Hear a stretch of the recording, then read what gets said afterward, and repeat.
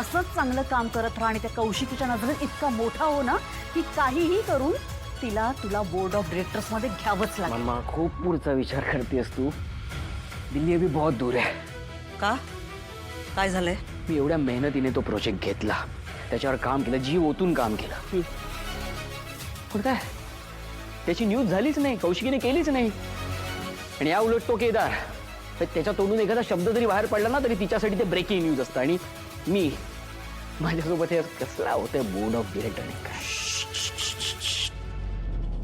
काळजी करू नकोस. वेळ आल्यानंतर त्या कौशिकीला याची बातमी करावीच लागेल. आणि तू बघ, ज्या दिवशी तुझी बातमी येईल ना, अख्ख्या घराला टीव्ही समोर बसवून कौतुकाने तुझी कामगिरी बघायला लावते की नाही. बघच. बघ बघ बघ बघ म्हणतेस, करणार काय एकदा सांग तरी मम्मा. वेळ आल्यावर कळेल. उभ्या आयुष्यात झाला नाही तेवढा अपमान ती तारिणी आणि तो केदार या घरात आल्यापासून झालाय माझा. माझ्या मुलाचे हक्क काढून घेतले त्यांनी. पण आता बस झालं. या संपत्तीतली एक फुटकी कवडी सुद्धा त्यांच्या हाताला लागू देणार नाहीये मी. युवराज, हा टेक्नो बोल. अहो केडी सर, तुम्ही निघालायत का? बॉस निघाले तिथून. हो बस निघतोय, बाईकच काढतोय. सर आज मैदान मारा. All the best KD sir. हे असं अरे कुठली एनर्जी पास करतोय? इथे माझी झोप उडाली आणि तू स्वतः झोपा काढतोय. अहो केडी सर, इथे कोणीच झोपलेलं नाहीये. का? फुटबॉल वर्ल्ड कप चालू असताना कसे काय कोणी झोपणार? हो सर, काय कॉम्पिटिशन सुरू आहेत, सगळे एकापेक्षा एक खेळत आहेत. हा रे, भारी मॅचेस होत आहेत. पण आता म्हणजे काय तुम्ही सगळ्या मॅचेस बघतायत का? हो मग. आणि फुटबॉल वर्ल्ड कप या दोनच गोष्टी सध्या महत्वाच्या आहेत. हा, पण गोल झाल्यावर ना जास्त ओरडत जाऊ नका, नाही तर झोप मोड झाली म्हणून बॉस चिडतील बिडतील बरं. अरे ती कशाला चिडणार आहे माझ्यावर? ती स्वतः पण बघते आणि तिला आता शेड्यूल सुद्धा पाठ झालंय. ए बरं, मी निघतो, बॉस वाट बघत असेल. ओके चलो बाय बाय. बाय. डोक्यावर पडलेस का ग जराशी? आता काय केलं मी? काय केलं नाही, करावे लागलेच ते आता माझे अंतिम संस्कार. अशी येतेच ना भस्कन अंगावर माझ्या, जाईन एका दिवस हार्ट अटॅकने जाईन का मी. पाहिजे तू सुवी असं बोलू नये रे. कसं बोलतोस तू? मी सगळ्यांना फोन करून करून तुझ्याबद्दल कौतुकाने सांगते आणि तू ए, आता काय कोणाला काय फोन करून सांगितलंस तू? मी मम्माला सांगितलं फोन करून की माझ्या युवीने कशी केस सॉल्व केली, तीही केदारच्या आधी. मम्मा काय म्हणाली माहितीये? युवराजरावांना माझ्याकडनं शाबासकी दे. ठीक आहे मम्माची शाबासकी. अरे चल, काय नको मला बेलसार यांचं. लागलं का? लागलं? तुझी कान फोडीन एक दिवस, मग विचारेन तुला लागलं का. चालेल? कसं बोलतोस रे माझ्याशी? तू ना माझ्याशी बोलूच नकोस. जा, मी नाही बोलणार आहे तुझ्याशी आता. खरंच? हो. बघ नीट ऐक. माझे कान थँक्यू म्हणतात तुला. येते ऐकू? तू खरंच सांगतो, तू तू शांत बसत जा ना. तू विदाऊट साऊंड एवढी चांगली दिसतेस. तुला सांगू, तू हाताची घडी तोंडावर, काही बोलायचं नाही, एकदम मस्त वाटतेस. मला तुझं इतकं कौतुक आहे. तुझं कौतुक झालं म्हणून मी इतकी खुश आहे. जा बाहेर बघ, जा. सगळे बोंबा मारतात तुझ्या नावाने. कदर नाहीये बाहेर कोणाला तुझी, पण मला आहे. मला तुझी खूप कदर आहे. I know. तू कधी ना कधी आपल्या कंपनीचा सीईओ नक्की होणार.